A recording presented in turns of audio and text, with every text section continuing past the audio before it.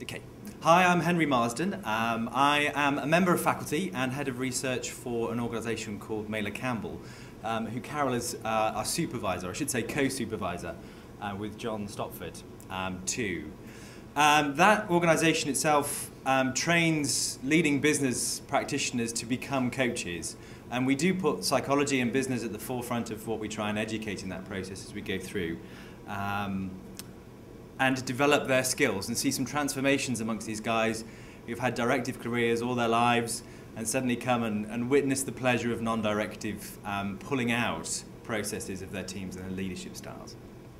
By way of background, I trained as a research psychologist many years ago, looking at confirmation bias in complex problem-solving environments using verbal protocol analysis technology, which I have fondly forgotten, but I'm often reminded, and spent 10 years in industry in learning and development and human resources management. So I kind of have a foot in both camps, which tells you a little bit about what I am, but can I just express some of the joy that I have in terms of the pleasure of what I do at the moment?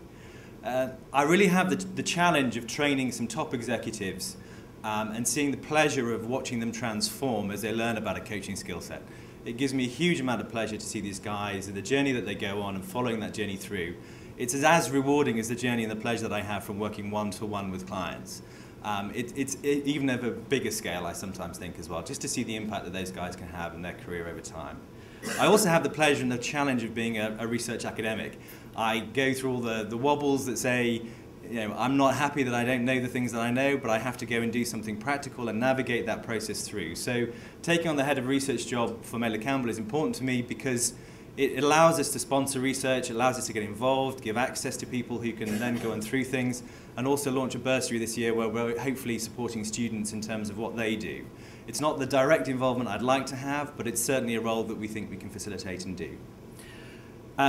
Coming this far down the line in terms of research projects, I have the great joy of probably tailoring what I was going to originally say to reflect maybe some patterns and themes that we haven't heard about. And I think one of the things that struck me as I'm just listening is also putting the client in a much more responsible position in terms of the coaching relationship. We have seemed to have reached a point where the research should be focusing on what we need to do in terms of dynamics and models. The fundamental of this is how do you get clients to understand that picking the right coach for them will transform their lives? What do they need to know? What do they need to bring to that relationship to prepare them in the best possible way so they can get the most benefit from coaching? Giving them some responsibility and expectation is fundamental to them transforming.